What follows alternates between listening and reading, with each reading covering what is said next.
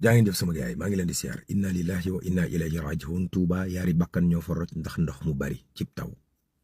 waaw ñii seeni kër daanu ñii ñu tuxal leen fa ñu dëkkoon waaye du Touba kase noonu la demee ca Kaolack Kolda Ziguinchor ndox mi daal 140 millimètres moo taw ci réew mi bari na ay gàllankoor yu bari yu mu indi Cheikh Tidiane Dièye ba mu demee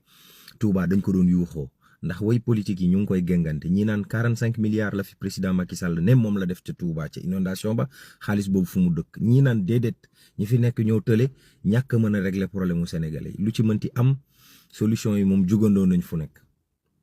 Madiambal Diagne di ñu xibaar ne ci ñetti weer primature bu Ousmane Sonko fap nañ dépensé nañ ci xaalis lu war a tolloog 12 milliards 100 millions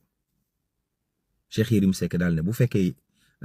Diomaye nekk gi mu nekk président daf ko munta gérer na démissionné waaw génne nañ liste boo xam ne ñi ñu jàpp ne dañoo luubal alali askan wi ak ñi jege woon nguur gi fi nekkoon liste boobu génne nañ leen ne leen yéen amu leen sortie de droit génn réew mi waaw justice bu Sénégal Ousmane Diagne ñoom dajale nañ seen ay 27 pôle ñu nekk ci wàllu yoon tas leen ngir ñu mën a fekk ñooñu fa ñu nekk jàpp leen am nañu ci doon jéem a rëcc nag doon jël port autonome bu Ndakaaru waaye dañ leen a jàpp rek delloo si waat leen ci 2024 bi mu tàmbaleeg léegi 4128 ndaw la ñu wàññi ñu doon bëgg a jël gaalu looco yi démb rek ca Joal am nañu ko doon jéem a jëlaat xaw ma lan lañ leen war a wax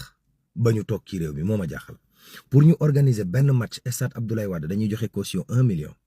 toftal ci 35 millions bu ñu luye stade bi toftal ci 13 millions bu ñuy fay sécurité bi toftal ci 75 millions bu ñuy jël pour hôtel Radisson bu Diamniadio bari na lool waaw. Ada Fass da doon xeex ci benn baar ba am ku mu gaañu métti defeere nañ ko